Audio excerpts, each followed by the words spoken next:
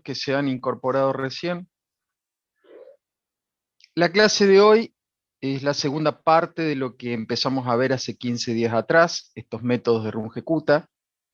Es eminentemente teórica, es decir, que no va a haber aplicación práctica de lo que vayamos a ver hoy. La aplicación práctica que van a hacer la semana que viene es un refuerzo de lo que ya hicieron la semana pasada, aplicando estos métodos de Euler, Eun y punto medio, que estudiamos hace 15 días atrás, porque lo vamos a usar en otras partes de esta materia más adelante, a estos métodos, y necesito que queden bien claros. Entonces aprovechen, ya que han estado trabajando muchos de ustedes en la guía de trabajos prácticos, han hecho las autoevaluaciones, etcétera, aprovechen la semana que viene para sacarse todas las dudas desde el punto de vista práctico de este tema. Vuelvo a repetir, porque lo vamos a trabajar, vamos a seguir trabajando con estos métodos, no solamente en esta parte de la materia, sino más adelante cuando lo apliquemos a otros métodos numéricos para resolver ecuaciones diferenciales. Entonces vamos a comenzar haciendo un repaso para poder dejar claro cuáles son los conceptos teóricos que deben quedar bien entendidos de este tema de Runge-Kutta y qué es lo que eventualmente podría ser evaluado. Obviamente en un examen teórico, vuelvo a repetir, no hay práctico de esto. En clases anteriores nosotros vimos que al escribir el polinomio de Taylor para aproximar el valor de I sub i más 1 en función del valor de I sub i y sus derivadas, voy a poner el puntero que quizás se vea mejor, podíamos obtener mayor exactitud. ¿Qué quiere decir esto? Que nos acercábamos más al valor verdadero a medida que agregábamos cada vez más términos. En particular, si nosotros tomábamos una aproximación de primer orden de este polinomio de Taylor, obteníamos el método de Euler. Eso lo vimos la clase pasada. Y como estábamos truncando los términos de segundo orden y superior, el error de truncamiento local del método era h cuadrado. Pero también vimos que había un error de truncamiento global, que surgía como la suma del error de truncamiento local del último paso y el acumulado en los pasos anteriores. Y ese error de truncamiento global era de orden h. Este error, el error de truncamiento global, es el que de alguna forma define la calidad del método. En particular, el error de truncamiento global sirve para poder comparar métodos entre sí. Mientras mayor sea el orden de ese error, mejor va a ser el método, más exacto va a ser. Por ejemplo, nosotros estudiamos la clase pasada el método de Euler, que era de orden H, y luego estudiamos dos métodos que eran una mejora al método de Euler, que eran estos de Eun y punto medio.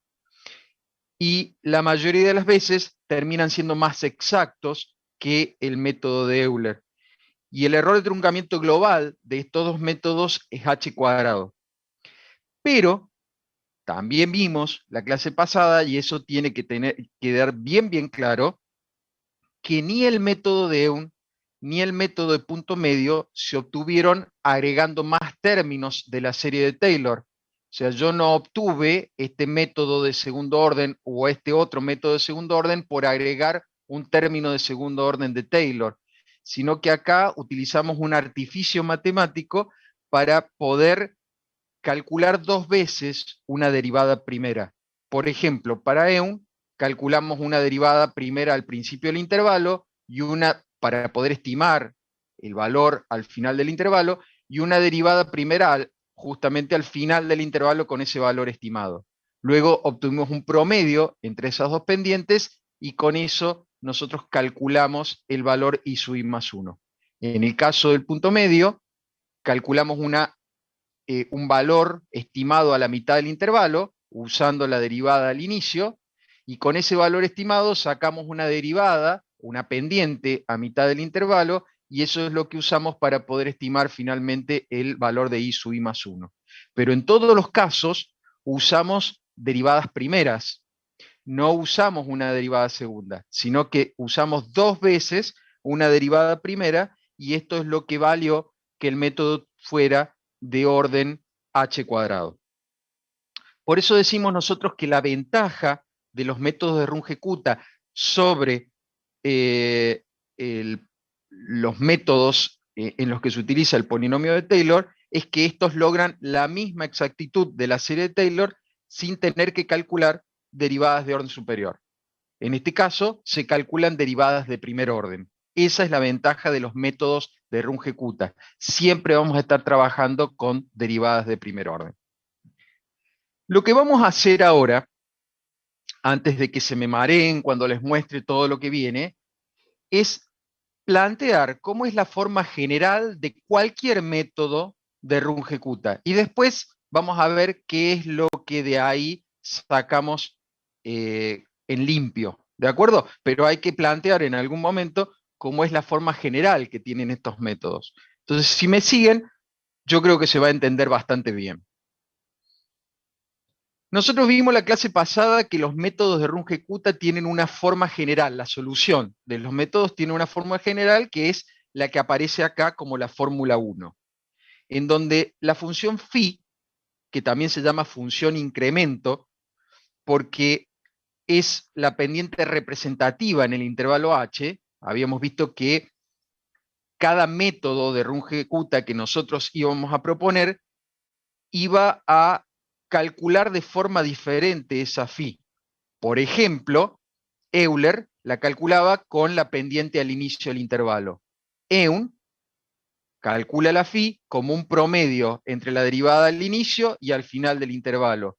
Y punto medio la calcula como la pendiente a la mitad del intervalo. Es decir, cada método plantea una forma diferente de calcular esta phi. Y esta phi incluye las coordenadas del punto x sub i y sub i y el paso h en su formulación. Ya vamos a ver que esto es así. Pero en general, nosotros podemos decir que phi tiene esta forma. Phi es una combinación lineal de derivadas primeras. A ver, antes que se me mareen, ¿qué es lo que estoy queriendo decir con esto? Que era una combinación lineal. Una combinación lineal era cuando yo tenía una constante que multiplicaba algo, más otra constante que multiplicaba otra cosa, más...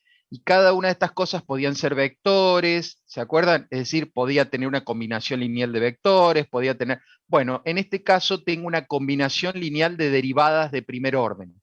O sea que las K1, K2, Kn, o sea, las K son derivadas de primer orden, representan derivadas de primer orden, mientras que A1, A2, AN son los coeficientes arbitrarios con los que yo multiplico esas K para poder obtener esa combinación lineal. Otra vez, no se asusten, simplemente estoy diciendo, estoy partiendo de la base que todos los métodos de Runge-Kutta calculan o representan esta phi como una combinación lineal de derivadas de primer orden. Eso es lo que estoy diciendo. Y es lo que voy a tratar de ir desarrollando. ¿Cuál es la ventaja de esto? Bueno, la ventaja es que esto que parece monstruoso, a ver, tratemos de entenderlo de esta forma. La ventaja es que, en principio, K1, la primera de estas derivadas, va a ser la derivada en el punto inicial. Recuerden que la f de x sub i y sub i es una derivada de primer orden que de alguna manera representa a esta ecuación diferencial que nosotros estamos tratando de resolver. ¿Se acuerdan que nosotros teníamos una ecuación diferencial? Despejamos todo para un lado, dejamos las x y la y a la derecha, y entonces esa derivada de y respecto de x, por ejemplo, la derivada de la variable dependiente respecto de la variable independiente, la representábamos con una f de xy. En particular, cuando evaluábamos esa f al inicio del intervalo, en x sub i y sub i, obteníamos entonces esta phi que usaba Euler para estimar. Entonces, K1 siempre, siempre, en todos los métodos de Runge-Kutta, la K1 va a ser la derivada al inicio del intervalo. Después, las diferentes K, o sea, las K2, K3 hasta Kn, creo que Luciano no te anda a vos, me parece. No sé si alguien por ahí puede responder si me está escuchando.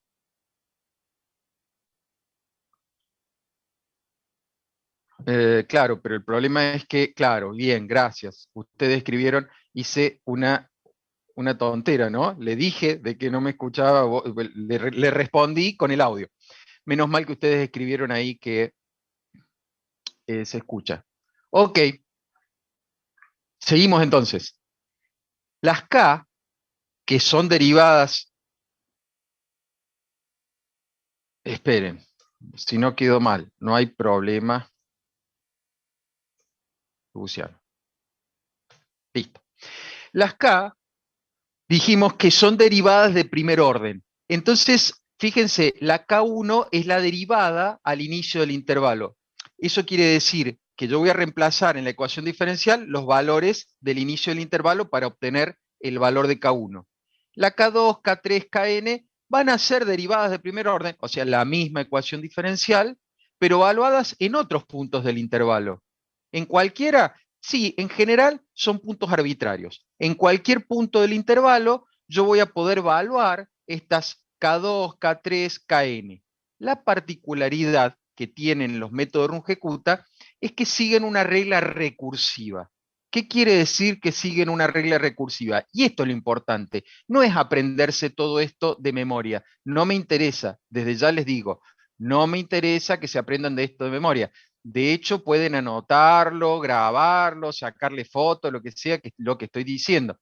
Si no, después me dicen de que por ahí yo digo que esto no me interesa y lo tomo. No, no, esto no lo voy a tomar nunca. No me interesa.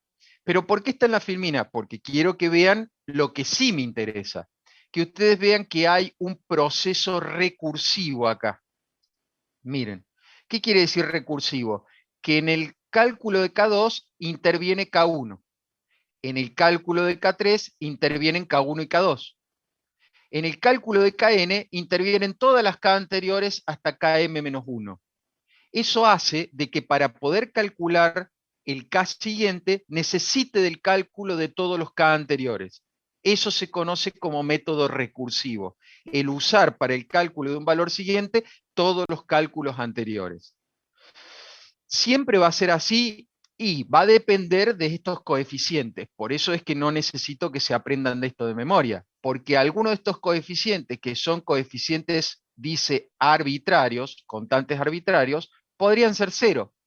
Y no necesariamente Kn contemplar el cálculo de K1, K2, K3, etcétera, etcétera, hasta Km-1. Tal vez Kn solo necesite K1 y K2, o tal vez Kn solo necesite Km-1.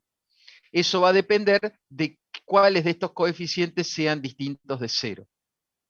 Con lo cual, lo que estamos diciendo en esta filmina es que en general yo voy a poder representar una phi dando valores, algunas veces arbitrarios a estos coeficientes, y otras veces, habiéndole dados a algunos de esos coeficientes un valor arbitrario, obteniendo por cálculo, que suele no ser sencillo, el resto de los coeficientes.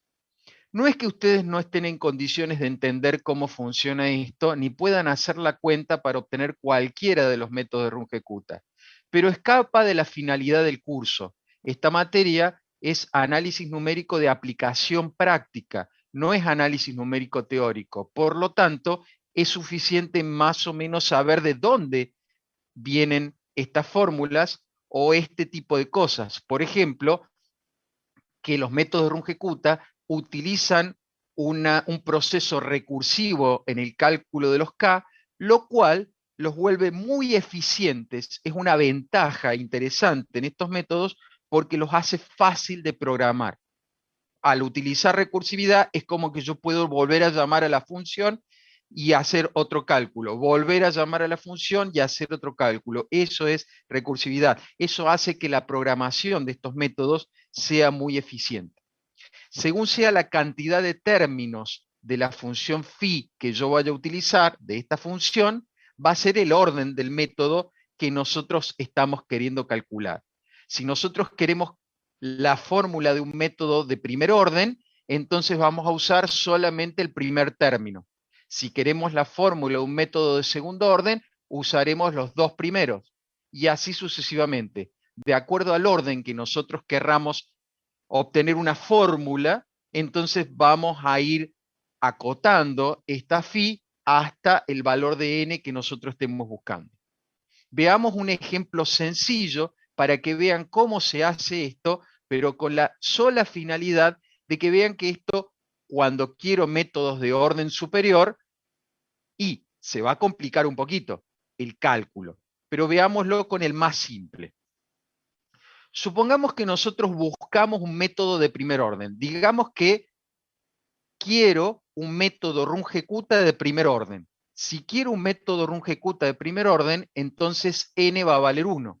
Eso quiere decir que phi solamente va a tener el primer término. La phi que estoy buscando tiene la forma A1 por K1.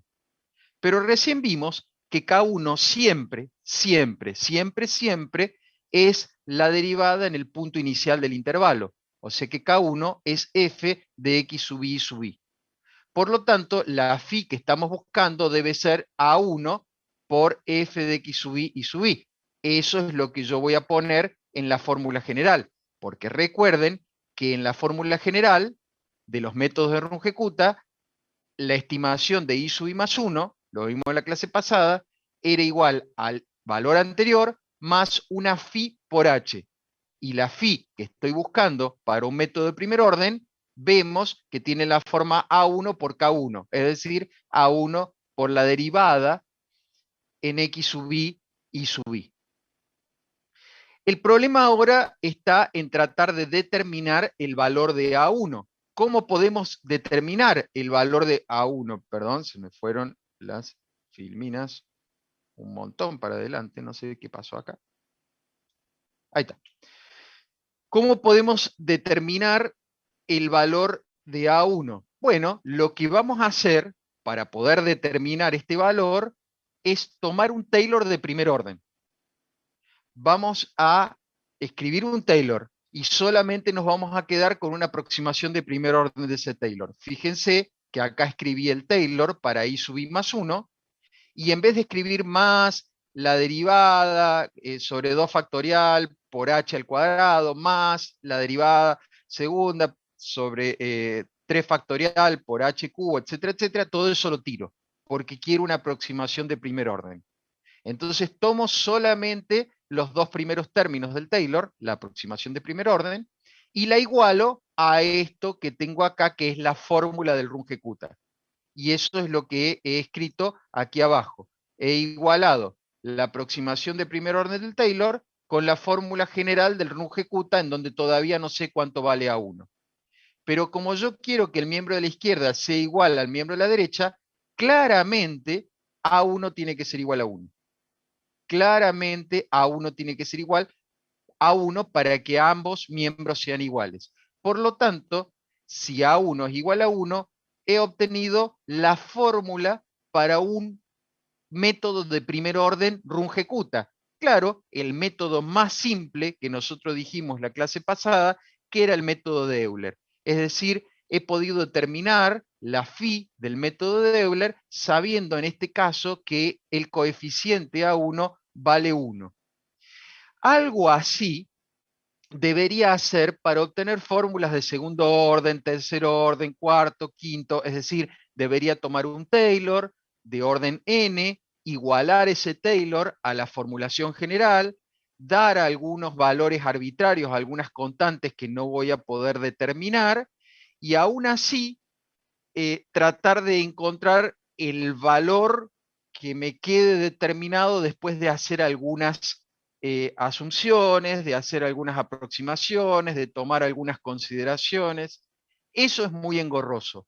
Para métodos Runge-Kutta de orden superior al orden 1, se vuelve muy complejo. Eso es lo que nosotros no vamos a hacer y directamente Suponemos que ese desarrollo alguien lo hizo, lógicamente, entendemos cómo se hace, entendemos que se trata de ir igualando con un Taylor e ir tratando de calcular esos coeficientes para determinar la phi que estoy buscando, y directamente vamos a ver uno de los cálculos posibles, por ejemplo, para un método de cuarto orden. ¿Y por qué no vamos a ver para método de segundo orden o de tercer orden? Porque de segundo orden ya vimos dos mejoras del método de Euler la clase pasada, que es el de punto medio y el de EUN.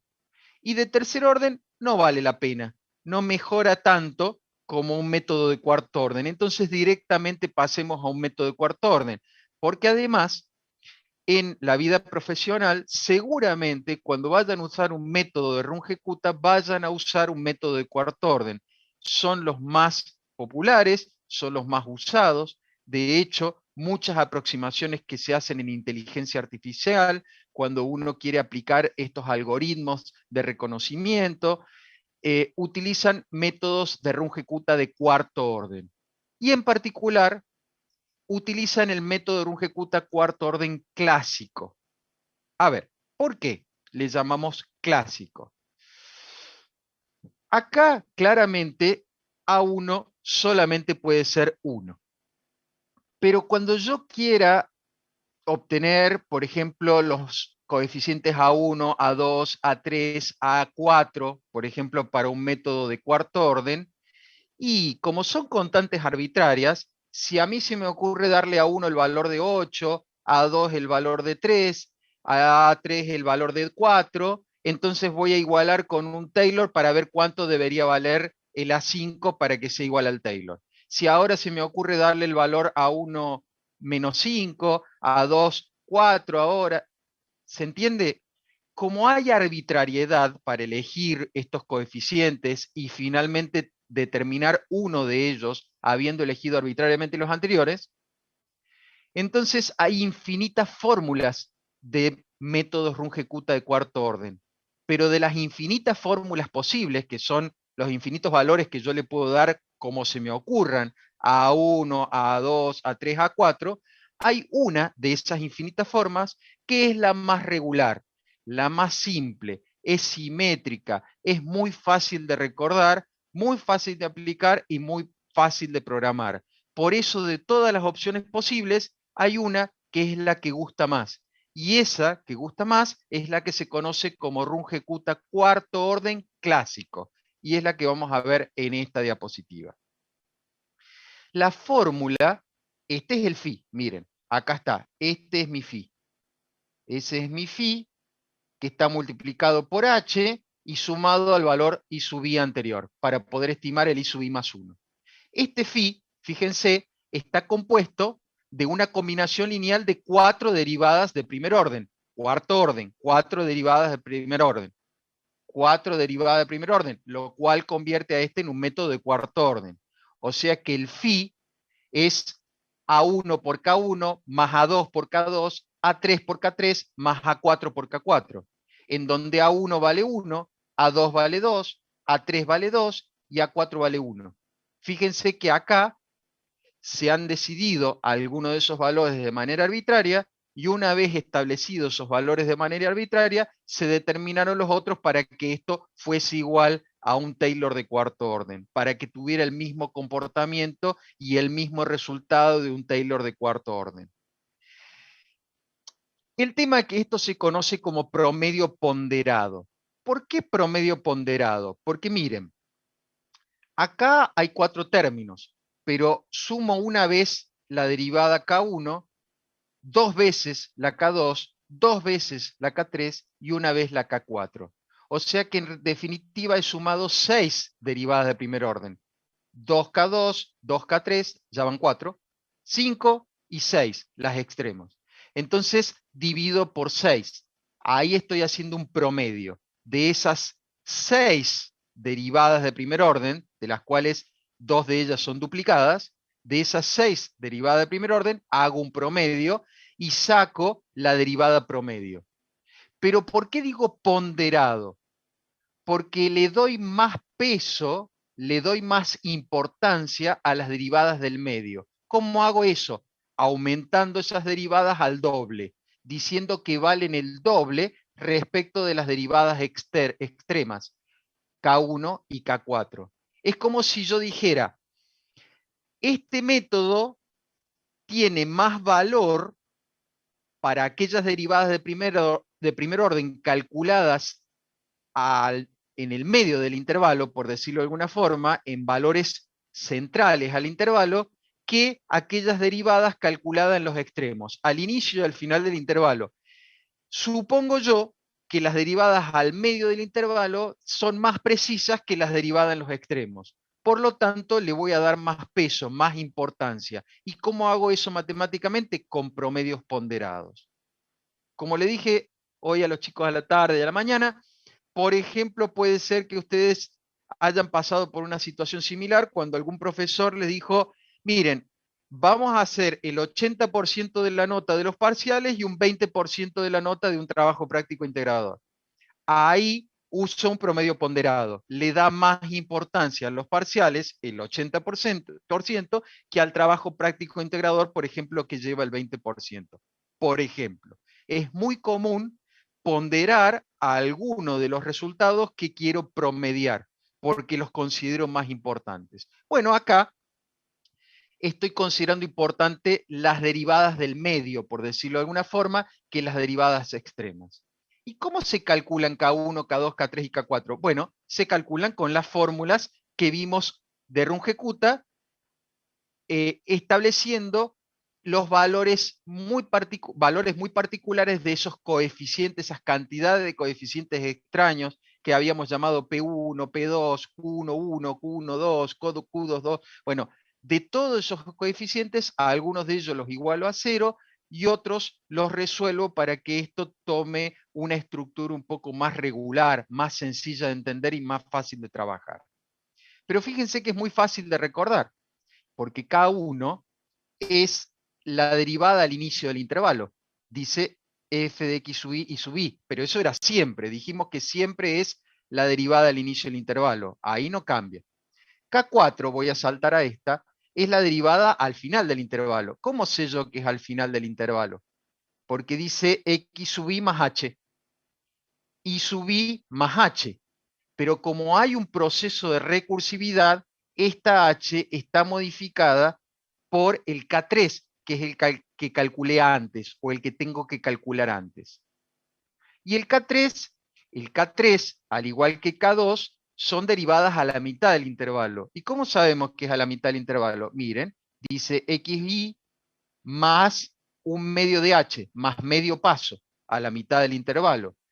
Y sub i más medio paso. Pero ese medio paso, a su vez, está modificado, está multiplicado, en el caso de K3 por K2 y en el caso de K2 por K1. Y ahí vemos la recursividad. Vemos cómo se van usando en la fórmula sucesiva los K anteriores de manera recursiva. Entonces estamos calculando una derivada al inicio del intervalo, dos derivadas a la mitad del intervalo y una derivada al final del intervalo. Gráficamente, este gráfico no lo voy a tomar, los gráficos de EUN y punto medio sí, pero estos gráficos no los voy a tomar del Runge-Kutta. Muestra, en esta filmina está, con fines didácticos, muestra justamente qué es lo que está pasando aquí. K1 representa la pendiente al inicio. Por ejemplo, esta pendiente es un ejemplo. La flecha que va hacia allá arriba representa una pendiente cualquiera, que le llamo K1, la pendiente al inicio del intervalo. Luego K2 representa una pendiente, al igual que K3, K2 y K3 representan pendientes a la mitad del intervalo, ¿ven? Pero, como están multiplicadas a su vez por este K1 y K2, pueden tomar una pendiente que no necesariamente tiene que seguir exactamente la de la función. Entonces K2 tiene esa pendiente, K3 tiene esa pendiente. Supongamos, es una suposición. Habría que calcularlo para un ejercicio en particular. Y luego K4 va a ser la pendiente al final del intervalo, también modificada por el K3. Entonces supongamos que la pendiente K4 tiene esta inclinación. Entonces yo voy a hacer un promedio ponderado. Para mí estas dos pendientes van a ser las más importantes, por eso las voy a meter dos veces en el promedio, y una vez la K1, una vez la K4, divido por 6 y saco una pendiente que es la que voy a multiplicar por el paso H y se la voy a sumar a I sub I, y que está representando esta recta en color azul, esta flecha en color azul que he dibujado ahí, y con esa pendiente que surge de ese promedio voy a estimar el valor finalmente al final del intervalo, que es el que yo estoy buscando. En realidad, esto es mucho, esto es lo que esto finalmente lo que se conoce como método Runge-Kutta clásico y cuarto orden, y es mucho más sencillo de implementar de lo que parece. En esta diapositiva está lo que les voy a mostrar ahora en un Excel, que es la tabla resuelta. Y yo lo que hice fue tomar el ejercicio que ustedes hicieron en el práctico la semana pasada, más que nada para poder comparar. Esta es la función que yo quiero resolver con un método Runge-Kutta de cuarto orden clásico, y acá está la formulación del método. Entonces lo voy a mostrar en un Excel para que vean cómo hice para obtener esta tabla. Pero igual que dije esta tarde y esta mañana, este Excel no lo voy a subir porque lamentablemente, vuelvo a repetir, esto no lo voy a tomar en el práctico. Entonces, como ven ese Excel subido y ven las fórmulas y ven todo, en vez de ver que se trata de un ejemplo que les estoy subiendo solamente para que lo tengan ahí y vean cómo se hace, me terminan preguntando durante todas las vacaciones, todo el verano, a las 2 de la mañana, un sábado, me terminan preguntando si eso lo voy a tomar. Y llega un momento en que todo ser humano tiene un punto de límite de paciencia. Entonces ya llega un momento que digo, ¿por qué subí ese Excel, Dios mío, al aula virtual? ¿Por qué me preguntan si eso lo voy a tomar, si lo dije 20 millones de veces que no lo voy a tomar? Entonces, para evitar eso y tener unas vacaciones pacíficas cuando llegue el momento de mis vacaciones, entonces no voy a subir este Excel al aula virtual, pero como se los voy a mostrar, es muy fácil que ustedes lo puedan replicar si es de su interés. Como todo método Runge-Kutta, fíjense que hay dos columnas obligatorias, la columna de la variable independiente y la columna de la variable dependiente. Acá están las dos columnas obligatorias. Y luego la cantidad de columnas que ustedes quieran agregar. A mí se me ocurrió agregar el K1, K2, K3 y K4 del Runge-Kutta. ¿Cómo hago para calcular estos valores? Bueno, yo me copié en este Excel para tenerlo a mano, la ecuación diferencial, y me copié las fórmulas del Runge-Kutta para que ustedes lo vean y lo tengamos a mano.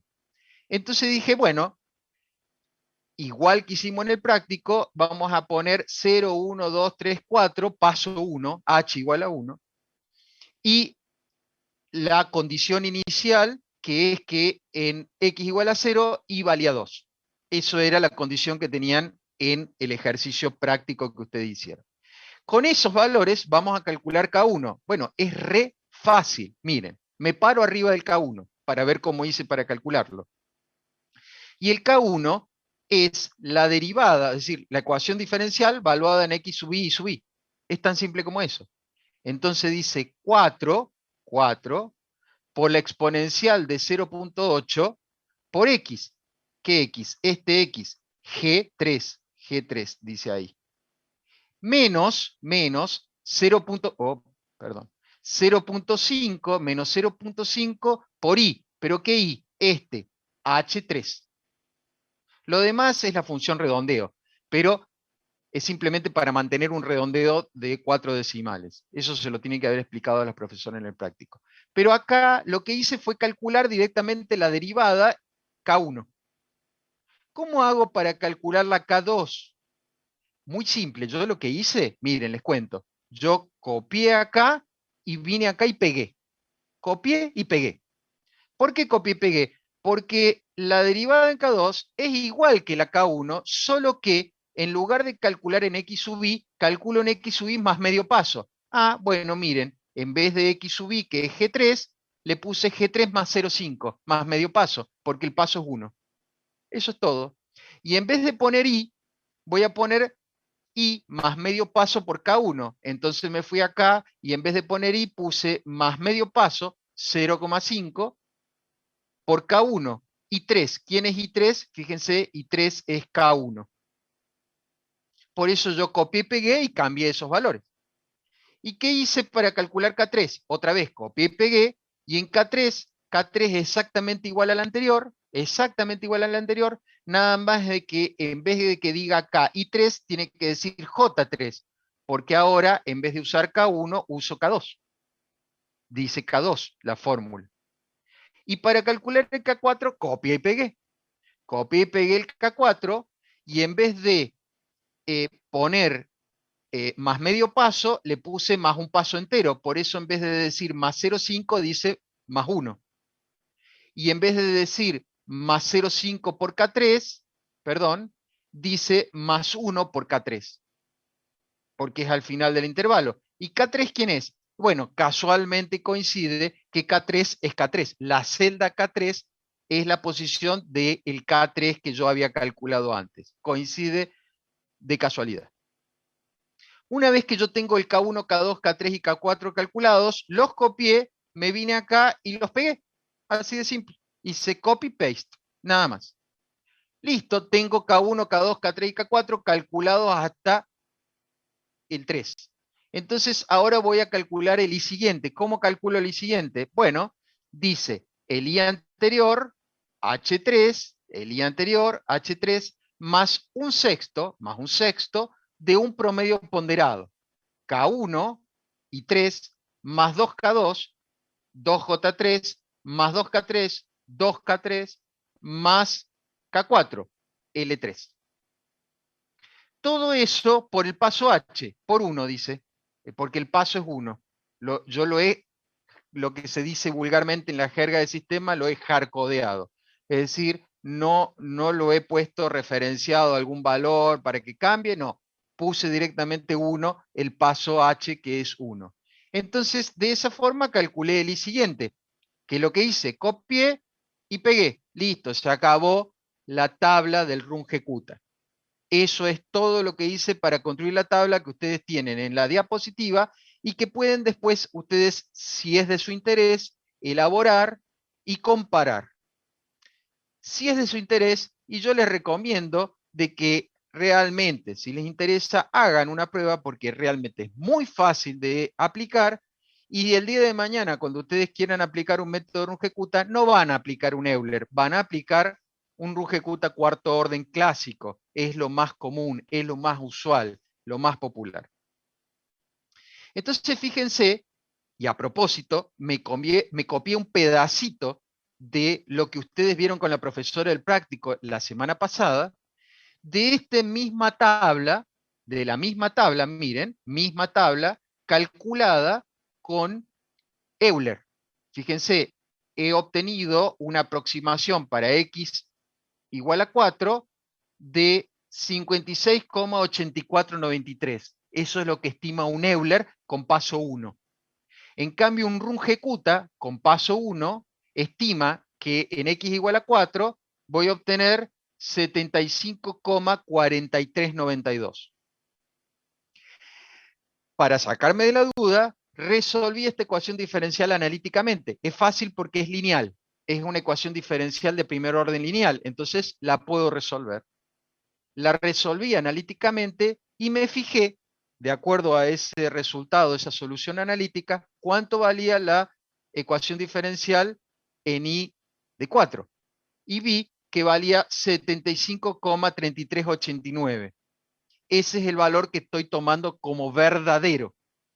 Entonces comparé este valor con el valor obtenido con Euler y vi que el error, la distancia, eso es error verdadero, era de 18,59 para redondear.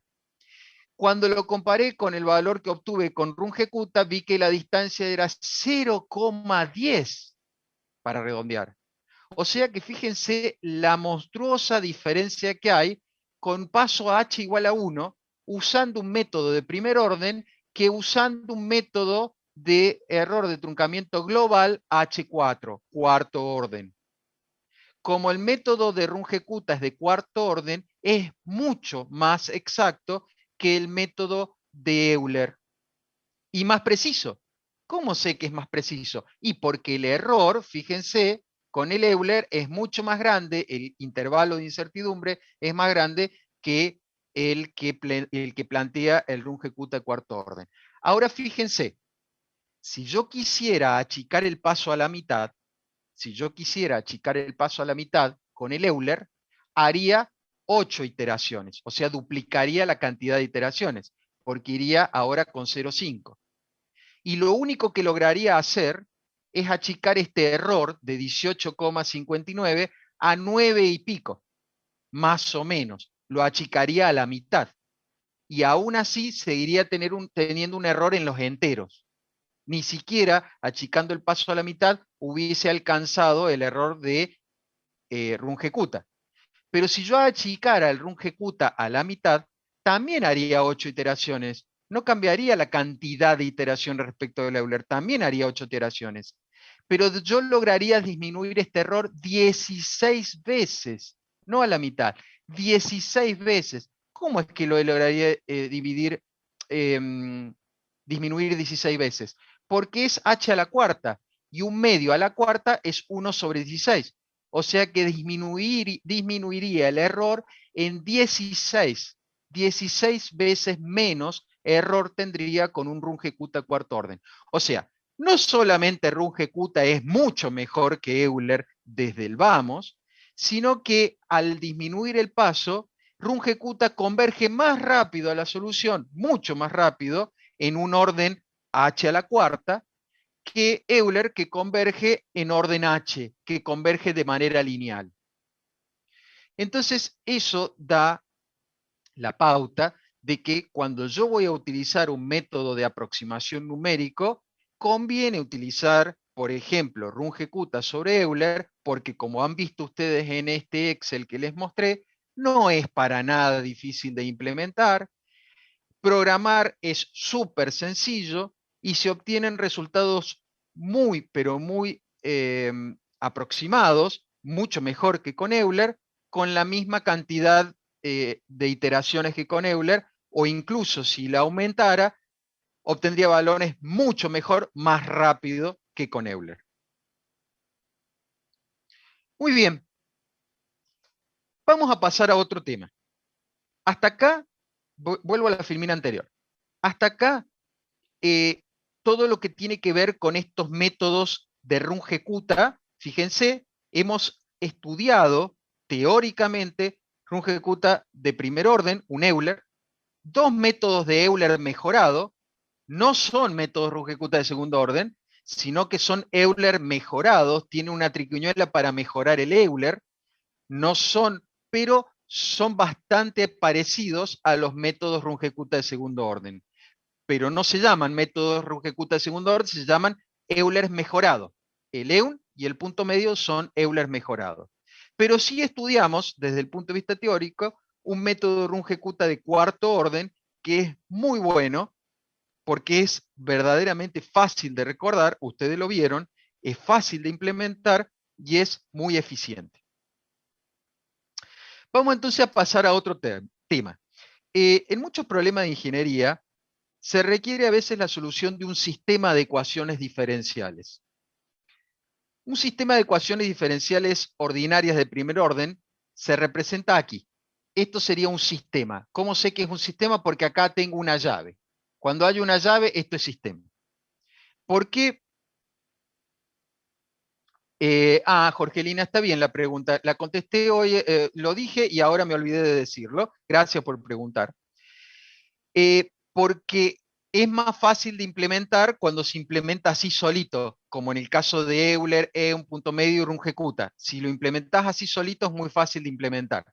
Pero como estos métodos nosotros lo estamos estudiando para poder aplicarlos más adelante a otros métodos numéricos, en esa implementación resulta mucho más fáciles, más rápida la implementación de un Euler, un EUN o un punto medio que un Runge-Kutta.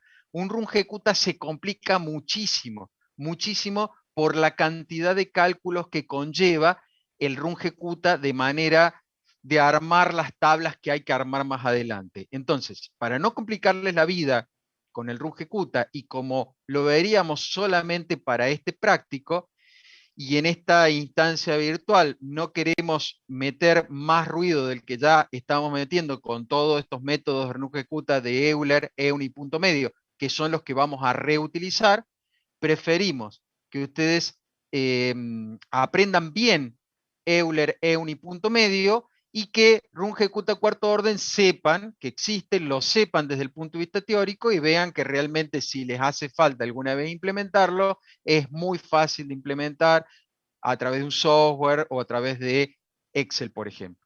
Pero no lo damos porque no damos ejercicio de práctico. Entonces, es para no aumentarle la cantidad de cosas que ya en esta situación virtual se complica a la hora de resolver estas cosas de manera virtual a través de Moodle. Es por eso. No porque le querramos coartar un conocimiento. Al contrario, se los doy para que vean que es fácil, pero después le digo, bueno, no se preocupen que para los fines prácticos es suficiente entender cómo funciona y luego aplicar Euler en un punto medio y ya con eso vamos bien. Está, ok, Jorge. Muy bien, gracias por la pregunta, me había olvidado de decir. Estábamos diciendo de que este es un sistema de ecuaciones diferenciales. Claro, acá tengo derivadas, es un sistema de ecuaciones diferenciales y es ordinario. ¿Por qué digo ordinario? Porque hay una sola variable independiente. La variable independiente acá es la x, mientras que la i1, i2 y n son las variables dependientes. ¿Y cómo sé yo que son dependientes? Y bueno, porque acá está la derivada de i1 respecto de x, la derivada de i2 respecto de x, la derivada de in respecto de x. Por lo tanto, las f sub i, es decir, la f1, f2, fn, simplemente representan el conjunto de relaciones que hay entre el cambio, la tasa, recuerden que una derivada era la variación, tasa, razón de cambio, de una variable dependiente respecto de la independiente. Entonces, esta variación de la variable i1 respecto de la variable independiente se relaciona mediante la función f1 con esa variable independiente y el resto de las dependientes. Esta variación de la variable dependiente i sub 2 respecto de la variable independiente x se relaciona mediante f2 con la variable independiente y el resto de las variables dependientes. O sea que esto hace un sistema acoplado. Todas las ecuaciones dependen unas de la otra como un sistema. Siempre que ustedes tienen un sistema, en general, la mayoría de las ecuaciones tienen una relación de dependencia con otras ecuaciones del sistema. Por eso es que se trata de un sistema de n ecuaciones con n incógnitas, por ejemplo, que se intenta resolver. Bueno, como se trata de un sistema de n ecuaciones, se requiere lógicamente n condiciones auxiliares, porque para un valor dado de la variable independiente x se va a requerir una condición auxiliar para i1, otra para i2 y así sucesivamente hasta in. Por eso decimos que se van a requerir n condiciones auxiliares. Otra vez, no se me asusten, ahora cuando vayamos desarrollando este concepto y lo veamos en un ejemplo claro, les va a resultar muy, muy entendible. Ténganme paciencia, créanme que es así. En general estoy diciendo de que así se representa un sistema de ecuaciones diferenciales de primer orden ordinario. ¿Está bien? Así se representa de manera general. Ahora, este sistema de ecuaciones diferenciales se puede resolver analíticamente o algebraicamente, si quieren. Pero algebraicamente tenemos que convertir estas ecuaciones diferenciales en ecuaciones algebraicas. Para eso utilizamos métodos numéricos.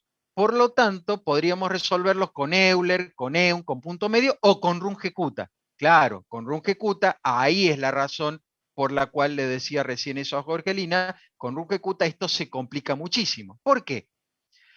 Porque tenemos que calcular cada parte del método para todas las ecuaciones simultáneamente antes de seguir con la siguiente parte. ¿Qué quiere decir eso? Y, por ejemplo, si yo quisiera aplicar un EUN, tengo que hacer todos los predictores para todas las ecuaciones antes de calcular todos los correctores.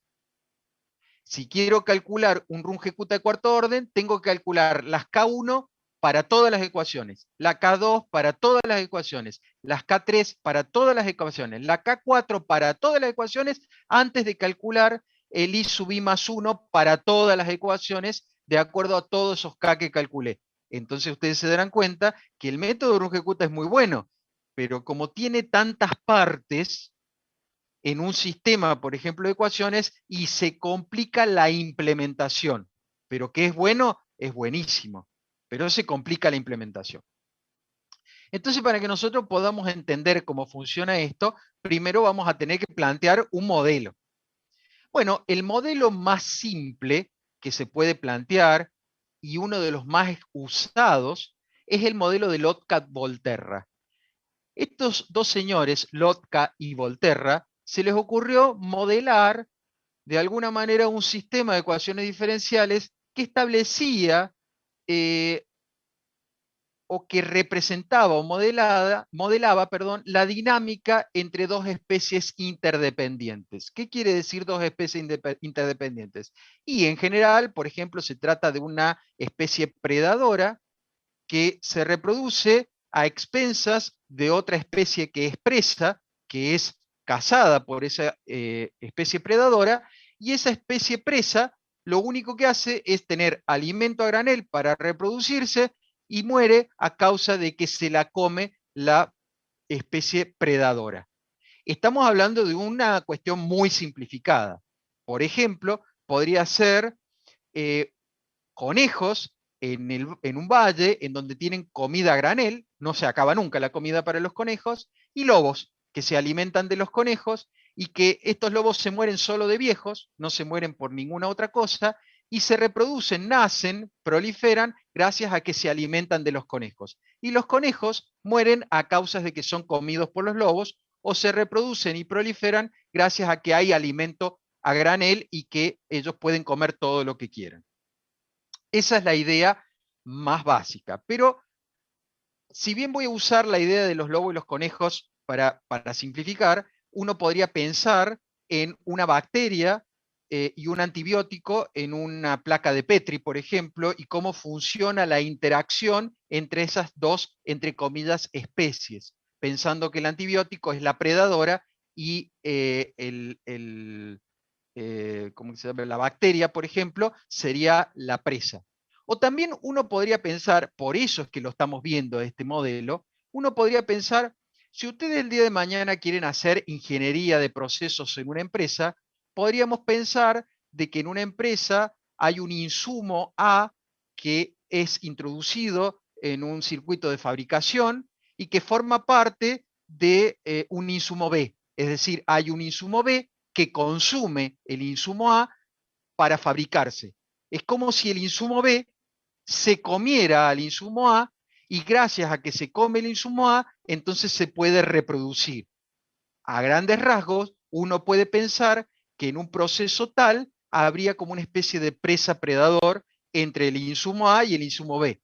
Por lo cual, uno podría armar un modelo de este tipo para poder predecir un funcionamiento estable, para poder ver si bajo ciertas características no me voy a quedar sin stock del insumo A, o cuánto tengo que estoquear para no tener de más y que se me eche a perder si el insumo A tiene fecha de vencimiento, o cuánto debería construir como para que yo pueda mantener el stock estable si es que ese insumo A es difícil de conseguir. Es decir, hay muchas cosas que se pueden hacer con un buen modelo de predicción y eso, créanme, que como les decía esta mañana y a la tarde a los chicos, sale plata, en el sentido de que no es que solamente sale plata porque gana o pierde plata el productor, sino que ustedes vayan con un modelo de este tipo en el cual pueden darle al productor un modelo de predicción para saber cuánto comprar, cuándo estoquearse, cuándo no, cuándo detener una producción, etcétera, etcétera, con lo cual le hacen ganar muchísima plata, ganan también mucha plata ustedes, porque no es mucha la gente que es capaz de plantear un modelo de este tipo y hacer predicciones de este tipo que le garanticen a un productor una fuente de información que genere plata. Por lo tanto, ustedes reciben un buen fajo como resultado de la inteligencia. El conocimiento tiene valor. El conocimiento tiene valor. Se los digo por experiencia propia. Si uno sabe qué es lo que hay que hacer y cómo es lo que hay que hacer y le lleva esa propuesta a alguien que no tiene ni idea, esa persona paga y bien lo que ustedes razonablemente propongan por ese conocimiento que ustedes pueden tener. Por eso digo que este modelo, a pesar de tratarse de conejos o lobos, podrían tranquilamente aplicarlo a un proceso productivo. Entonces nosotros tendríamos que entender de qué se trata esto. En primer lugar, se tratan de dos ecuaciones diferenciales. La primera representa la variación de las presas respecto del tiempo, cuya solución va a indicar la cantidad de presas en un momento dado. La segunda ecuación representa la variación de los predadores en el tiempo, cuyo resultado va a indicar la cantidad de predadores en un tiempo dado. ¿Qué es A? A es la tasa de nacimiento de presas. Por ejemplo, yo puedo determinar que en ese ecosistema nacen, no sé, 10 conejos por año. Entonces, de ahí podría sacar una tasa de nacimiento de conejos, por decir. C es la tasa de muerte de predadores. Yo podría decir que mueren de viejo 2 lobos por año. Entonces, de ahí saco una tasa de muerte por unidad de tiempo. Ese vendría a ser el C. Como la tasa de nacimientos, A se toma positiva y entra negativa C porque es mala para los lobos, se mueren los lobos. Ahora, ¿qué representan B y D? B y D representan los encuentros efectivos. Por eso X por Y. Cuando un lobo o cuando un conejo y un lobo se encuentran, mala para el conejo, porque es probable que el conejo se lo coman.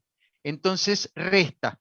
La tasa de muerte de conejos viene dada por el encuentro con los lobos. Si yo digo de cada 10 encuentros, uno es efectivo, es decir, de cada 10 veces que un conejo se encuentra con un lobo, una vez se lo van a comer, entonces existe el 0,1% de probabilidades de que en el encuentro el conejo muera. Por lo tanto, ese B podría ser 0,1, por ejemplo.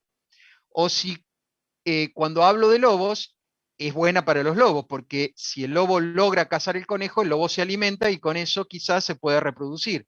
Por lo tanto, si yo digo de que cada vez que un lobo se encuentra el conejo, de cada 5 veces que un lobo se encuentra el conejo, una vez logra cazar, quiere decir que la tasa de encuentros efectivos es del 20%. O sea, podría poner 0,2 como una tasa de encuentro efectivo que es positivo para los lobos. Bueno, así como ese ejemplo que les acabo de dar, uno podría analizar en una empresa, por ejemplo, la tasa de nacimiento podría ser la compra del insumo A, que es la presa.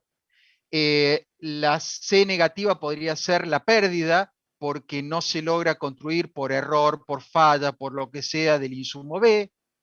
La B y la D podrían ser realmente cuántos insumos B se pueden producir con una cierta cantidad de insumo A, sin que haya error, sin que haya fallos. Bueno, hay un montón de elementos que uno puede analizar, obvio que no es soplar y hacer botellas, tiene que analizar en un proceso de producción para poder determinar perfectamente bien estas constantes, estas tasas, y plantear un modelo adecuado.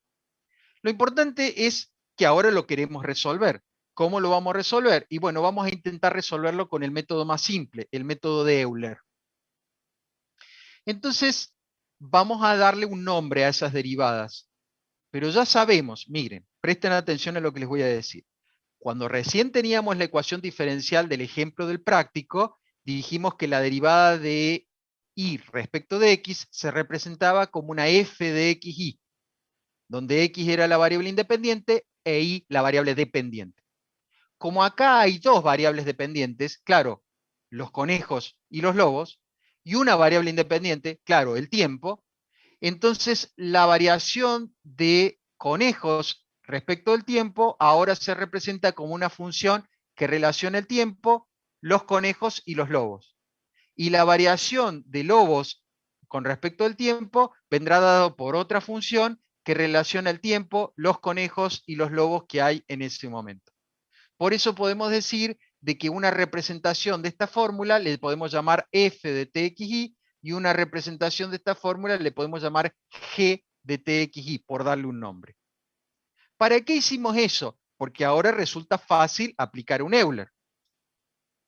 Porque el Euler va a predecir la cantidad de presas en un momento dado a partir de la cantidad de presas que existen en un momento anterior, más esa F por el paso. Este es un Euler común y corriente. Esa F va a estar evaluada en T sub I, X sub I y sub I, obviamente. Y voy a poder predecir la cantidad de predadores en un momento dado a partir de la cantidad de predadores que tenía antes, más la función G, evaluada en T sub I, X sub I y sub I, por el paso. Es un Euler para predadores. Este es un Euler para presas, este es un Euler para predadores. Ya tenemos las fórmulas. Perfecto.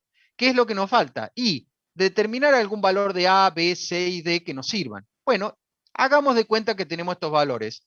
A 1,2, B 0,6, C 0,8, así sucesivamente, para darle valor a A, B, C y D. Y vamos a suponer que tenemos una condición inicial. Dijimos que teníamos que decir en el tiempo cero, por ejemplo, condición inicial, en el arranque, cuántos de X y cuántos de Y tengo. Vamos a suponer que hay 2 conejos y un lobo, entendiendo este 2 como a lo mejor 2 por millón o 2 por miles, no importa, o 2 por cientos. Lo que quiero decir es que ese 2 no es que haya 2 conejitos, sino que representa 2 millones, por ejemplo, o 2 miles, o 2 cientos. Eso es lo que quiero decir. Entonces, sea cual sea la escala que vamos a utilizar, le vamos a poner 2 simplemente por tomar una referencia. Después uno dirá la escala que sea necesaria. Entonces vamos a reemplazar A, B, C y D por los datos que tengo acá y ahí tengo mi sistema de ecuación que yo tengo que resolver. ¿Cómo se hace eso? Y bueno, podemos usar un rungecuta cuarto orden. Les digo la verdad, da perfecto con un rungecuta cuarto orden. Desafío para el que tenga ganas, no, el chico no va a ir con nota ni va con nada, un desafío que es más una forma de decir que pedirlo, o sea, no lo estoy pidiendo, no tienen que hacerlo, no están obligados a hacerlo. El desafío me refiero a es que si tienen ganas, les interesa estos temas, les resulta atractivos, etcétera, etcétera, pueden intentar hacer lo mismo que van a ver que yo hago con un Euler, con un rungecuta de cuarto orden y ver cómo les va, ver cómo les sale. Recuerden que tienen que calcular todos los Q1 para las dos ecuaciones, los Q2 para las dos ecuaciones, los Q3, o sea, tienen que ir haciendo las columnas así, los dos Q1, los dos Q2, los dos Q3, los dos Q4, y recién entonces hacer la estimación. Pero bueno, eso se lo dejo como una inquietud en el sentido de que si tienen ganas. Pero yo se los voy a mostrar en el Excel hecho con un Euler. ¿Por qué? Para que sea más rápido y fácil de entender a los fines prácticos de este teórico que estoy dando. Acá me copié el modelo Lotka-Volterra, el presa-predador. Y acá me copié los dos Euler. El Euler para estimar la cantidad de presas y para estimar la cantidad de predadores. Entonces me construí una tabla. Euler dice 2 columnas. No, 3. ¿Por qué 3? Porque una corresponde a la variable independiente y las otras 2 a las 2 variables dependientes que estamos considerando en las funciones f y g. Estamos considerando las presas y los predadores. Entonces tengo una columna para las presas y otros para los predadores. Dijimos que la condición inicial en el tiempo cero era que había 2 conejos y un lobo. Bueno, puse 2 y 1. Y ahora voy a usar el Euler. ¿Cómo hago para calcular o estimar la cantidad de presas que voy a tener en el tiempo siguiente? Bueno, muy fácil. Miro y dice valor anterior, X sub I, miro F3, dice F3, valor anterior, más la derivada, o sea, esta fórmula, valuada en el X y el Y anterior. Fíjense, 1,2 por F3, menos 0,6 por F3 por G3, o sea, los valores anteriores. Todo eso por el paso H, como estoy viendo que el paso es de 0,01, lo multipliqué directamente por 0,01, porque eso es lo que estoy viendo, que es el paso que estoy utilizando, y directamente con eso obtuve el valor de la cantidad de presas que hay en el tiempo siguiente. Hice copiar y me fui hasta el final de la tabla y pegué. Copiar, pegar. Ya está. Ahora voy a estimar la cantidad de presas. ¿Cómo hice para Y muy parecido. La cantidad de presas dice que es la cantidad anterior, G3, fíjense, es la cantidad anterior, más esta G, que es esta fórmula valuada en los valores anteriores. Menos 0,8, menos 0,8 por I, o sea G3, más 0,3, más 0,3 por XI, F3, G3. Todo eso por el paso, todo eso por 0,01, y listo, ya tengo el Euler para los predadores. Copio, pego. Listo. Nada complicado. No me llevó nada. Si lo hacen con un ejecuta, les lleva un poquito más de tiempo. Pero nada más. Es cuestión de ordenarse nada más. El run ejecuta tiene esa cuestión de que hay que pensarlo un poquito. Pero no es mucho más dificultoso que esto. Simplemente hay que ordenarse para ver cómo calcular los K1, Q2, Q3, Q4. Una vez que tengo todo eso, yo seleccioné toda la tabla y la grafiqué. La grafiqué acá al costado en este gráfico que le puse como título modelo presa-predador. Fíjense que acá en el gráfico, voy a extender un poquito más esto para que se vea mejor. Acá vemos en azul graficado la evolución de las presas en el tiempo y en naranja la evolución de los predadores. A medida que los conejos comen, van multiplicándose y a medida que los conejos se multiplican, les resulta a los lobos más fácil cazarlos, por lo tanto también los lobos se multiplican. Pero empiezan a haber muchos lobos y entre ellos empiezan a cazar demasiados conejos. Les resulta tan fácil cazar conejos que hay cada vez más lobos y llega un momento que los conejos empiezan a escasear, porque empiezan a haber cada vez menos conejos. Y al escasear los conejos, a los lobos se les hace más difícil cazarlos, por lo tanto se empiezan a morir los lobos y otra vez al empezar a morir los lobos, los conejos afortunadamente son menos cazados y empiezan a poder a multiplicarse de nuevo y este ciclo se mantiene constante ad infinitum.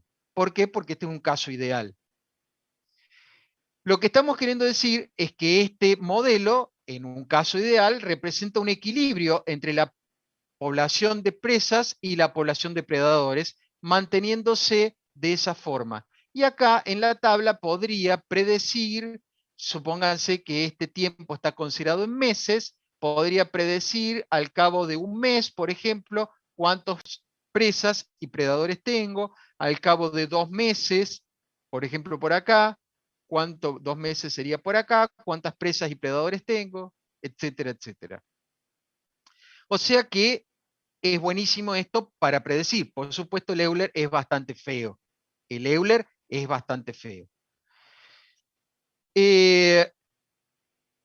Una cosa que es interesante a destacar acá es que, y se los muestro otra vez en las filminas, la siguiente diapositiva, no la voy a explicar paso a paso porque esto lo han hecho muchas veces en análisis 2. Cuando ustedes tienen un sistema de 2 ecuaciones con 2 incógnitas, podían sacar los puntos críticos. ¿Qué quiere decir los puntos críticos? Los valores para los cuales este sistema se hacía cero.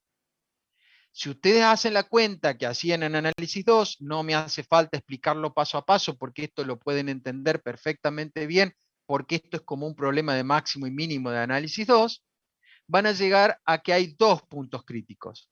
El punto crítico 0, 0, es decir, cuando x e y valgan 0, las dos ecuaciones se van a hacer 0 simultáneamente. Claro, eso significa, si no hay conejos, no hay lobos, y se va a mantener así todo el tiempo. Los conejos no van a salir porque sí, y los lobos tampoco. Si no hay conejos, no hay lobos, si no hay lobos, no hay conejos, se acabó, listo, ya está. Y el otro punto crítico es un punto en el cual también se hace cero estas dos ecuaciones y es aquel en el cual la cantidad de presas que van a mantener este sistema en equilibrio se obtiene haciendo C sobre D y la cantidad de predadores se obtiene haciendo A sobre B. Eso sale de hacer las cuentas. Entonces, ese otro punto crítico dice que es un punto en el cual ambas poblaciones se van a mantener constantes en el tiempo. ¿Será cierto? Vamos al Excel. Yo puse acá el punto crítico X. ¿Cómo calculé ese valor? Bueno, para X, puse A, B, C sobre D. 0,8 sobre 0,3. En valor positivo. ¿Por qué? Porque estamos hablando de cantidad de conejos o cantidad de lobos. O sea, los signos no me importan. No puede haber menos 8 lobos. O sea, ¿hay 8 lobos o no hay? Directamente. Y el punto crítico para los predadores lo obtenía como A sobre B. Por eso dice 1,2 sobre 0,6. Acá hice la cuenta simple. Bueno, yo digo que si hay esta cantidad de conejos, entonces vamos a ver si es cierto, pongo esa cantidad de conejos ahí, y digo que hay esta cantidad de lobos, vamos a ver si es cierto, pongo esa cantidad de lobos ahí, las dos especies se mantienen constantes en el tiempo. Claro, y es lo que vemos acá. Si hay, supónganse que estos son millones, 2,67 millones de conejos y 2 millones de lobos, van a haber 2 millones de lobos y 2,67 millones de conejos. Todo el tiempo. Cada conejo que se muere, nace uno nuevo. Cada lobo que se muere, nace uno nuevo. Estas dos poblaciones se mantienen en un estado de perfecto equilibrio. Por supuesto, esto es un estado ideal. Otras cosas que se pueden hacer con el modelo Lotka-Volterra, por eso les digo que es muy interesante este modelo para no dejarlo pasar como algo para tener en cuenta el día de mañana, es que además puedo tener este modelo y agregarle cosas raras, como por ejemplo, sigamos hablando de conejos y lobos, pero ustedes podrán después hacer la extrapolación al caso que les decía si ustedes estuvieran analizando cómo funciona esto en una empresa.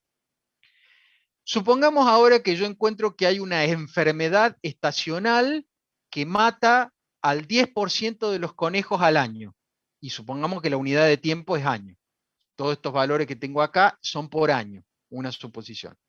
Entonces, como mata al 10% anual de los conejos, entonces yo podría restarle a la ecuación de conejos el 0,1 por X. ¿Por qué 0,1? Y porque es el 10% de X, que son conejos. Se mueren el 10% de los conejos por unidad de tiempo al año.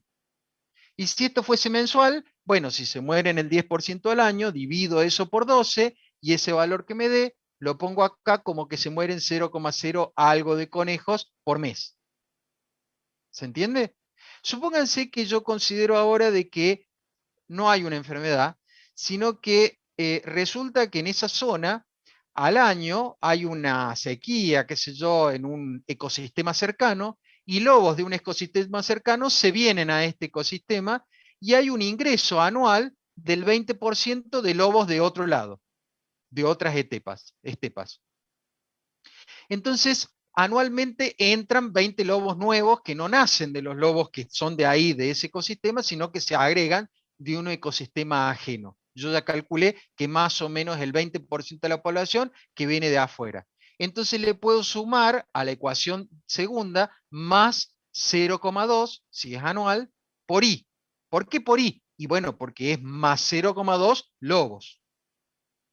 Y así sucesivamente podría analizar un montón de cosas que pueden llegar a pasar, enfermedades, muertes espontáneas, qué sé yo, tasas específicas de reproducción que se dan estacionales, etcétera, etcétera, etcétera, para ir complicando este modelo y hacerlo más parecido a lo que sucede en la realidad. ¿Con qué objetivo? Con el objetivo de tratar de predecir lo mejor que pueda lo que ocurre en la realidad. ¿Sí? Este es un modelo en el que se aplican estos métodos de Runge-Kutta, como habrán visto, y que es muy útil incluso para un ingeniero industrial el día de mañana que quieran hacer algún tipo de esta predicción, por ejemplo, en una empresa o en cualquier otra aplicación en el que ustedes vean que la interrelación entre dos objetos A y B se da así tipo presa-predador. Para terminar, vamos a ver un concepto más que también necesito que ustedes lo tengan claro desde el punto de vista teórico, que es los métodos adaptativos de Runge-Kutta. Y ahora les voy a explicar en qué consiste esto. Hasta ahora los métodos que nosotros estudiamos se caracterizan por mantener el paso constante. Recién vieron que dije, bueno, vamos a suponer que el paso es 0,01, y bueno, pusimos 0,01 a lo largo de toda la tabla. O como vimos recién en el ejemplo que comparamos con el práctico, el paso era 1, bueno, el paso era 1 en toda la tabla. Hasta ahora hemos visto que para calcular estos métodos de Runge-Kutta estamos usando pasos constantes. Todo el tiempo el paso vale lo mismo. ¿Cuál es la desventaja de usar pasos constantes? Y la desventaja es lo que estamos viendo en el gráfico allí. Puede haber esta función que representaría la solución, está en gris porque es desconocida, pero yo la grafico para que se vea con un objetivo didáctico. Yo la desconozco, pero la estoy graficando para que se vea. Si yo estoy tratando de estimarla a la solución esta que está graficada acá en color gris, con un paso fijo h, yo podría desde x sub i estimar este valor acá, con un Euler, por ejemplo, y desde x sub i más 1 estimar este valor acá con un Euler, y desde x sub i más 2 estimar este valor x sub i más e3 con un Euler. Pero ¿qué va a pasar? Y va a pasar que yo digo que con las estimaciones que he hecho, la forma de la función solución debe ser así. Miren que yo le estoy pasando el puntero. Debe ser más o menos así. Y como se habrán dado cuenta, me he comido este pico de acá. No lo vi. Me lo pasé de largo. Así como les contaba a los chicos, por ejemplo, esta tarde, esta mañana, con algunos ejemplos, es como si yo fuese a Carlos Paz, tratando de encontrar un pozo en la ruta. Pero como no tengo tiempo para ir, por ejemplo, fotografiando metro a metro la ruta, que seguramente si voy metro a metro de acá a Carlos Paz encuentre el pozo, pero claro, metro a metro voy a estar hasta el día del juicio final, si voy fotografiando así, voy fotografiando rápidamente cada 100 metros. Pero ¿qué pasa? Si voy fotografiando cada 100 metros, es probable que nunca pueda fotografiar el pozo y lo pase de largo sin haber visto a dónde está el pozo para mandar una cuadrilla que lo arregle. Pero, ¿qué pasaría si yo tuviese una máquina, vamos a suponer ahora entre comillas, que yo tengo una máquina que cada vez que saco una foto, la máquina me avisa que me comí el pozo? No me dice dónde está, pero sí me avisa que no lo vi. Entonces yo saco una foto y a la máquina no me dice nada. Saco otra foto, no me dice nada. Saco otra foto y la máquina me dice, no viste el pozo. Entonces yo me vuelvo 100 metros para atrás, me vuelvo 100 metros para atrás, y en vez de sacar la foto 100 metros para adelante, me muevo 50 metros para adelante y saco una foto. Y la máquina me dice, no viste el pozo. Me vuelvo 50 metros para atrás, y me vuelvo 25 para adelante y vuelvo a sacar una foto. Y la máquina me dice, no viste el pozo. Y así voy haciendo, me voy volviendo para atrás y vuelvo a ir para adelante, cada vez con pasos más chicos, hasta que en algún momento, tac, saque la foto del pozo. Y una vez que saqué la foto del pozo, sigo para adelante cada 100 metros como tenía previsto hasta llegar a Carlos Paz. Pero hubo un pedacito en donde yo adapté el paso para tratar de detectar esa falla, ese salto abrupto, ese valle abrupto, ese cambio abrupto de la función. ¿Me siguen? Entonces la idea es que, ¿cómo hago para inventar esa máquina? Esa máquina que me avise que no vi el pozo. Bueno, la idea es tratar de estimar el error de truncamiento local en cada paso. O sea, cada vez que yo aplique un método de los de Runge-Kutta, cualquiera de ellos, yo voy a estimar el error de truncamiento que cometí en ese paso. Y previamente voy a establecer un valor epsilon, una tolerancia prefijada, que yo voy a decir. Téngame paciencia, se lo voy a explicar y lo van a entender. Si yo tengo dos estimaciones distintas en cada paso, y esas dos estimaciones distintas, la diferencia entre ellas es menor que ese valor de tolerancia que yo fijo, quiere decir que no hay pozo. Pero si la diferencia me da muy grande, es porque algo raro hay en el camino. Debe haber un pozo. Debe haber algo, o una lomada o algo, que yo no vi. Esa es más o menos la idea. O sea, voy a utilizar como método avisador el error de truncamiento local en cada paso.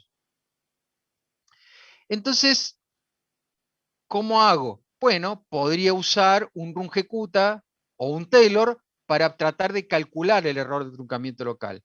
Pero más fácil que eso, vamos a utilizar dos métodos. Y estos dos métodos tengo que saber de qué se tratan. Se los voy a explicar ahora, van a ver que es muy sencillo. Un método consiste en usar, uno de los dos métodos, valga la redundancia, consiste en usar el mismo método de rungecuta, por ejemplo un Euler, con dos pasos distintos. Ahora se lo voy a explicar.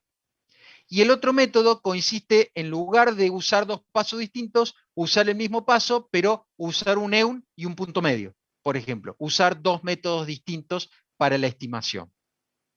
Ahora cuando se lo explique, van a decir, ah, claro, ahora entiendo. Supongamos que ustedes deciden que van a tolerar una diferencia en las dos estimaciones menor al 0,01.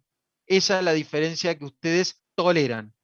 Más grande que eso, ustedes dicen, no, esa diferencia es muy fea, algo raro hay ahí y quiero investigar porque seguramente hay una lomada o hay un pozo, algo raro hay ahí.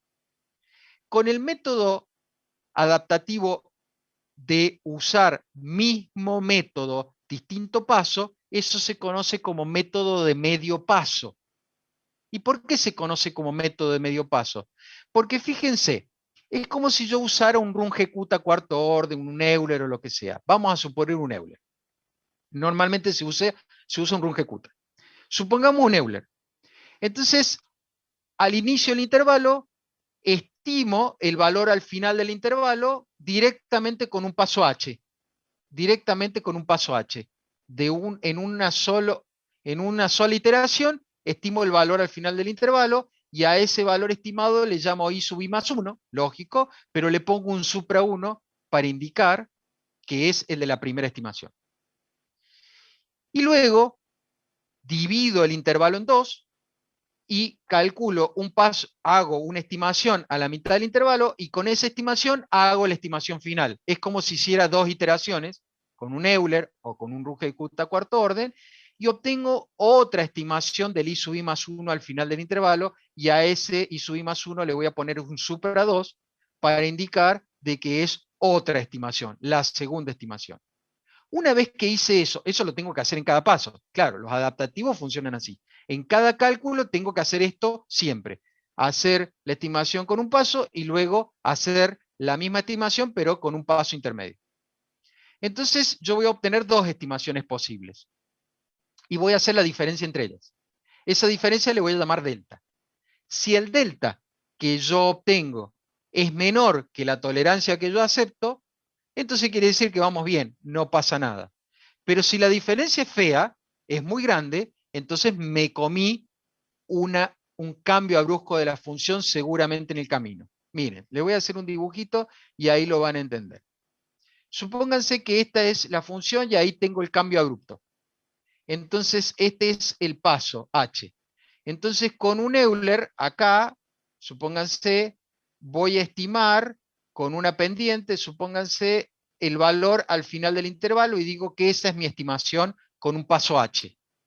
Luego divido esto a la mitad, lo divido a la mitad y entonces con este Euler también hago la estimación a la mitad del recorrido. Pero en este punto vuelvo a hacer una pendiente que fíjense respecto a la gráfica ahora tiene una pendiente más pronunciada y tiro un Euler por acá y ahora al final del intervalo tengo esta estimación.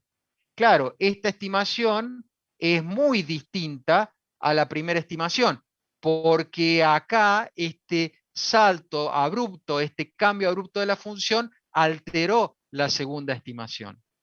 Pero si no hubiese habido salto abrupto, no hubiese cambio abrupto, seguramente la pendiente de esta segunda derivada se hubiese parecido mucho a la pendiente esta original. Por lo tanto, hubiesen quedado muy cerquitas las dos estimaciones y quiere decir que no pasa nada.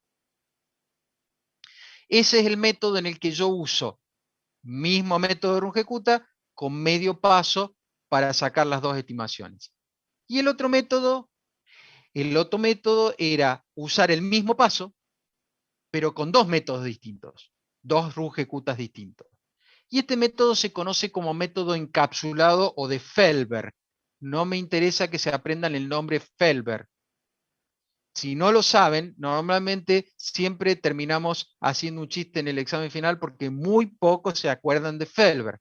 Pero siempre les digo, bueno, pero tiene otro nombre el método. Sí, sí, encapsulado, me dicen. De acuerdo, el método encapsulado. El método encapsulado o de Felber consiste en aplicar el mismo método perdón, dos métodos rungecuta distintos con el mismo paso. ¿Pero por qué tiene este nombre raro de Felber? Porque al señor Felber, se le ocurrió usar un rungecuta de quinto orden y un rungecuta de cuarto orden para hacer estas dos estimaciones. Como el rungecuta de quinto orden es más preciso, es más sensible a una alteración que haya a mitad de camino que el rungecuta de cuarto orden. Entonces, como este es sensible, si hay una alteración a mitad de camino, se va a ver acusada en la estimación final de ese valor. Pero al señor Felber se le ocurrió, de entre los infinitos métodos de rungecuta quinto orden posibles, inventó uno en el que reutilizó la mayoría de las derivadas que calculaba con el rungecuta cuarto orden, con lo cual tenía que hacer poco más para calcular el rungecuta quinto y logró mayor eficiencia en el proceso de este método adaptativo de rungecuta de paso adaptativo. Entonces, por eso es que tiene el nombre de Felber, porque a él se le ocurrió un método de reutilizar algunas derivadas del rungecuta de cuarto orden para calcular las del rungecuta quinto. Pero como el rungecuta quinto es más sensible que el cuarto, si hay un cambio abrupto por acá entre medio, va a haber una diferencia grande en las dos estimaciones. Si no hay cambio abrupto, entonces van a ser muy parecidas las dos estimaciones al final y vamos a hacer lo mismo que en el caso anterior. Si son tan diferentes, entonces me vuelvo para atrás y achico el paso y hago de nuevo el cálculo. Porque esa es la idea de adaptar el paso. Me vuelvo para atrás, achico el paso y hago el cálculo de nuevo. Como les decía en el caso de la foto. En definitiva, y siendo esta la última diapositiva, la idea es, una vez establecido ese epsilon que es la tolerancia que le voy a dar al delta, si encuentro que el delta es mucho más grande que ese epsilon, quiere decir que algo raro pasó ahí, porque me dio muy diferente las dos estimaciones, entonces yo tiro las dos estimaciones, porque no me sirven para nada, tiro esas dos estimaciones porque me debo haber comido algo en la función, las tiro, me vuelvo para atrás y en vez de hacer un salto h, hago un salto h sobre 2. Entonces, para el primer caso, calcularé para h sobre 2 y para h sobre 4, o sea, medio paso. Y para el segundo de los métodos calcularé con un rungecuta cuarto y un rungecuta quinto, pero con h sobre 2. Si el delta me vuelve a dar más grande que el error de tolerancia, me vuelvo otra vez para atrás y ahora hago todo con h sobre 4. Entonces calcularé con h sobre 4 con los dos métodos o con h sobre 4 y h sobre 8, porque achicaré el paso a la mitad. Y así sucesivamente hasta que logre alguna de estas dos situaciones, que la diferencia sea mucho menor que el epsilon o que la diferencia sea más o menos igual al epsilon. Si es más o menos igual al epsilon, listo, ese valor sirve y sigo con ese pasito chiquitito con el que me he quedado para hacer el siguiente cálculo. Cuando haga el siguiente cálculo, comparo. Si el epsilon sigue dando parecido, sigo con ese paso chiquitito. Ahora, si el delta, perdón, da mucho más chiquito que el epsilon que yo había prefijado, entonces quiere decir de que voy holgado. Quiere decir de que en esa zona la función no tiene cambios abruptos, es una función suave, entonces aumento el paso. Otra vez empiezo a multiplicar por 2, otra vez multiplico por 2 y sigo multiplicando hasta que logre un nivel de paso que se mantenga dentro de este parámetro, que esté aproximadamente igual al valor de epsilon. De esa forma, el método automáticamente se autorregula, si yo lo he programado, para cambiar el paso internamente y detectar esos cambios abruptos de la solución para darme un dibujo mejor de la solución y más detallada. Bueno, muy bien, hasta acá, fíjense que son conceptos puramente teóricos. Lo que yo necesito es que ustedes manejen estos conceptos. No necesito desarrollos de esta parte. No necesito que se aprendan las fórmulas generales de los Runge-Kutta. Sí me gustaría que se aprendiesen la fórmula del Runge-Kutta cuarto orden. Sí me gustaría que se aprendieran la fórmula del Lotka-Volterra.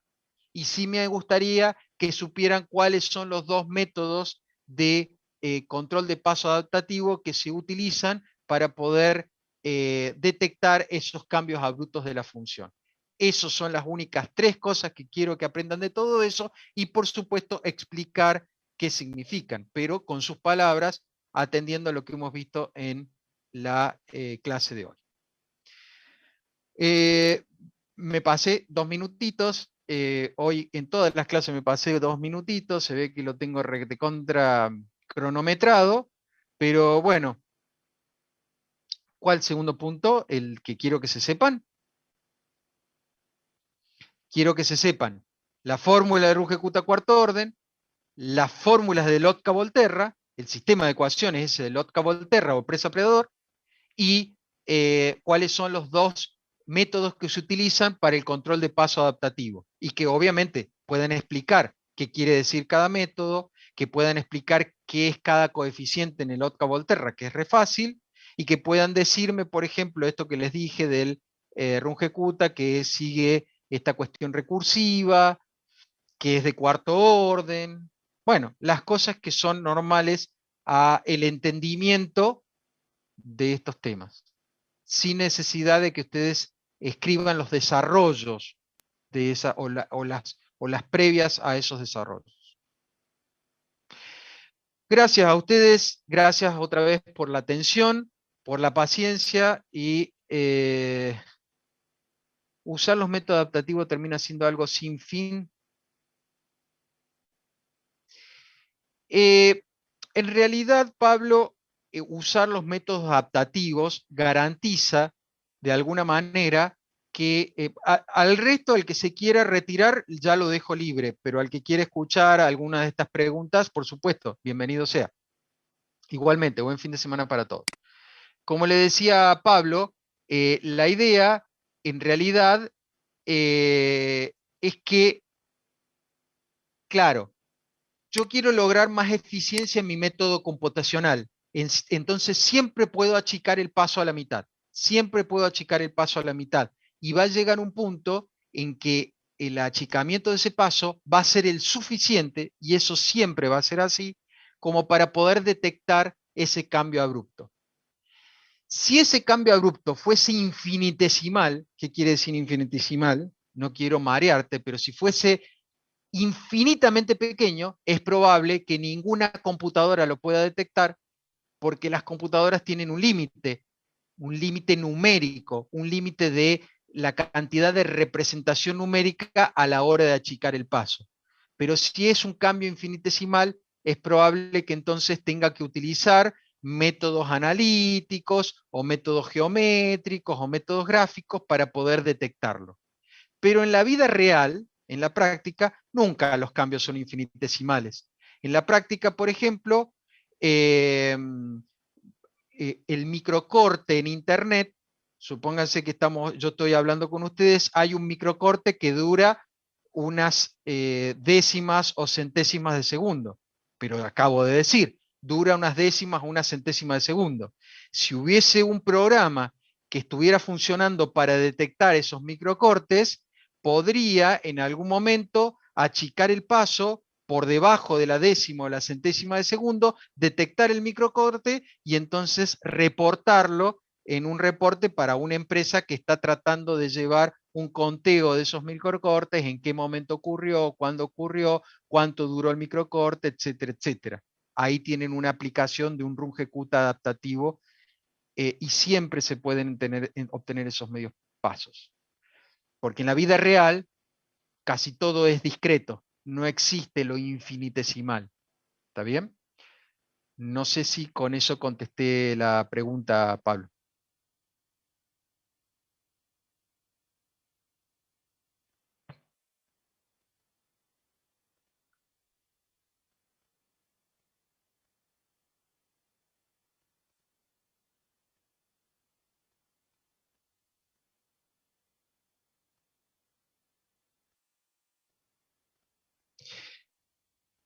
A ver, sí. El problema es este. Sí, entiendo lo que vos decís, Pablo. Entiendo. Perfecto.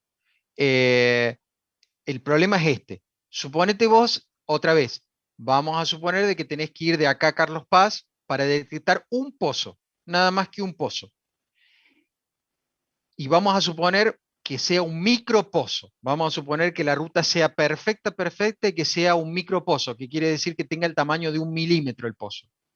Entonces, como vos sabés que el pozo tiene tamaño de 1 milímetro y tenés que ir con un paso de medio milímetro para poder detectarlo, si no usas un adaptativo. Entonces, en 30 y pico de kilómetros que de acá a Carlos Paz, tenés que barrerlo todo completo con paso de medio milímetro. O sea, tenés que hacer miles y miles y millones de iteraciones para poder detectar ese micropozo. Pero si vos usas un adaptativo, vas de a 100 metros, por ejemplo, de acá a Carlos Paz, vas rapidísimo. Y en un momento dado, en alguno de esos 100 metros, detectaste que ahí pasa algo raro. Entonces te empezás a volver para atrás, te empezás a volver para atrás y haces a lo mejor 1000 iteraciones, pero en la zona de los 100 metros. Y una vez que detectaste el micropozo, después seguís otra vez corriendo con 100 metros hasta llegar a Carlos Paz. Computacionalmente es súper eficiente, no mataste el procesador, no tuviste que utilizar el procesador de la NASA para hacer eso, sino que con la computadora de tu casa lo pudiste hacer perfectamente bien. Eso, exactamente. Ahí cerró. Ok. Genial, genial. Saludos. Muy bien, gracias. Nos vemos.